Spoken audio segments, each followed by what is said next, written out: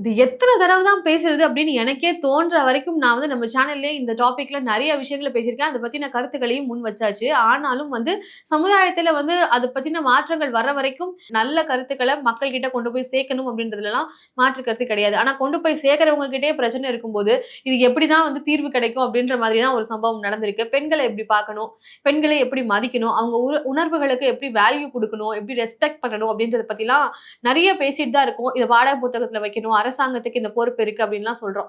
ஆனா அரசாங்கத்துல அதிகாரத்துல இருக்கக்கூடியவர்களுக்கே அந்த புரிதல் இல்லாம, ஜோக்குக்கு ஒரு பெண்ணை வந்து இழிவுபடுத்துற மாதிரி பேசக்கூடியவர்கள் இருக்கிற போது, இது எப்படி மாற்றம் ஏற்படுத்தும் அப்படின்ற மாரியான ஒரு சம்பவம் தான். என்ன அப்படின்னு பார்த்தீங்கன்னா, அதிமுக கட்சியின் சார்பாக இன்றைக்கு ஒட்டுமொத்த தமிழ்நாடு முழுக்கவும் கண்டன ஆர்ப்பாட்டம் நடத்துறாங்க. எதுக்கு கண்டன ஆர்ப்பாட்டம்? திமுக ஆட்சியில சட்ட ஒழுங்கு பிரச்சனையா இருக்கு. பெண்களுக்கு பாதுகாப்பு இல்ல, குழந்தைகளுக்கு பாதுகாப்பு இல்ல. இங்க ஏகப்பட்ட கொலைகள், வன்முறைகள் நடந்துட்டு இருக்கு.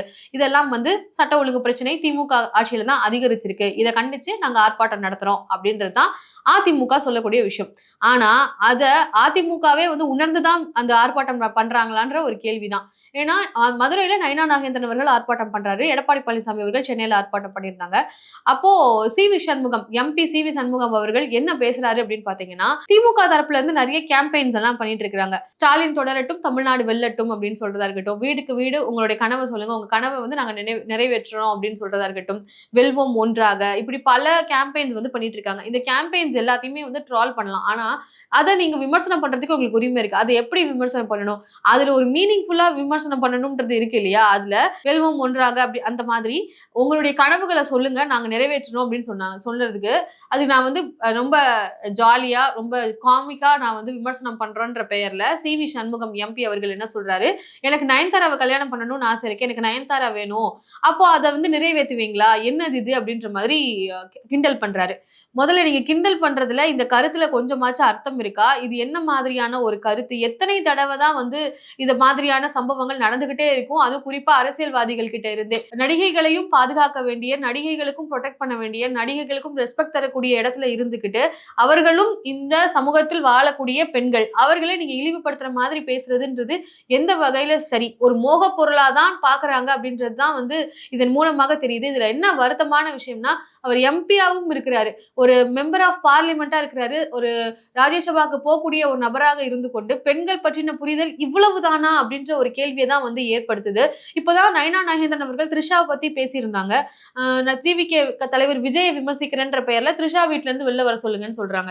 இந்த இடத்துல விஜயை பற்றி நீங்க விமர்சனம் வைக்கலாம். அவரை பற்றி நீங்க எத்தன கொள்கைனாலும் கேட்கலாம். இல்ல அவர் பேசக்கூடிய கருத்துக்களுக்கு நீங்க அவரை விமர்சனம் பண்றதுல எந்த தவறுமே கிடையாது. ஆனா ஏதோ ஒரு வகையில அவருடைய குடும்பத்தையோ, இப்போ அவருடைய அந்த ஹீரோயின தொடர்பு படுத்தி பேசுறதுக்கு அத்தனை கண்டனங்கள் வந்துச்சு. அவங்க பார்ட்டில இருக்கக்கூடிய பெண்களே அதுக்கு கண்டனம் தான் தெரிவிச்சிருந்தாங்க. அது செஞ்சிருக்க கூடாது அப்படின்னு தான் கருத்துக்கள வச்சாங்க. இப்போ அதே மாரி சி.வி. சண்முகம் தான் வந்து பேசுறாரு. இதுல என்ன எங்களுக்கு வேடிக்கையா இருக்கு. இது வேடிக்கையான கருத்து அப்படின்னு சொல்லி பேசின சி.வி. சண்முகம் அவர்கள், இதுல என்ன வேடிக்கைன்னா, இந்த கண்டன ஆர்ப்பாட்டமே பெண்களுக்கு எதிரான எதிரான குற்றங்கள தடுக்கணும். பாதுகாப்பு இல்ல, குழந்தைகளுக்கு பாதுகாப்பு இல்ல, சட்ட ஒழுங்கு பிரச்சனைன்னு சொல்லிட்டு, பெண்கள் பாதுகாப்பு ஒரு மிகப்பெரிய கேள்விக்குறியா தமிழ்நாட்டுல இருக்கிறதுக்கு முக்கிய காரணமே பெண்கள வந்து ஒரு மோகப் பொருளா பார்க்கக்கூடிய அந்த ஆணாதிக்க சிந்தனை தான். அந்த ஆணாதிக்க சிந்தனையோட ஒரு கருத்த பகிர்ந்துகிட்டு, பெண்களுக்கு பாதுகாப்பு வேணும் அப்படின்னு சொன்னா, இதே சிந்தனையில எவ்வளவு பேர் இருக்காங்க. அது எப்படி வந்து ஒரு தீர்வா இருக்கணும்? அப்போ கண்டன ஆர்ப்பாட்டம் அப்படின்றது பெயரளவுல தான் இருக்கு அப்படின்னு ஒத்துப்பாங்களா? இந்த மாதிரியான ஒரு கமெண்ட்ட பாஸ் பண்ணிட்டு, கூட்டத்துல இருக்க எல்லாரும் சேர்ந்து சிரிக்க வேற செய்றாங்க. எப்படி சிரிக்க முடியுது அப்படின்றது தான் எனக்கு புரியல. இது தவறான கருத்து, இது சர்ச்சைக்குரிய ஒரு பேச்சு. சர்ச்சைக்குரிய பேச்சுன்றத தாண்டி அடிப்படையிலே ஒரு தவறான கருத்து அப்படின்ற ஒரு பார்வை இருக்கு. இத வந்து எப்படி சிரிச்சு ரசிக்க செய்றாங்க அப்படின்றது புரியல. அப்ப எல்லாருக்கும் அந்த கருத்து தான் இருக்கா? ஆணாதிக்க சிந்தனையோட இருக்கக்கூடிய சமூகத்துல பெண்களுக்கு பாதுகாப்பு வேணும்னு சொல்றது எப்படி சாத்தியம் அப்படின்றது தான். அதத்தான் கேட்குறாங்க. இது தனிப்பட்ட நபர்களினுடைய பிரச்சனை.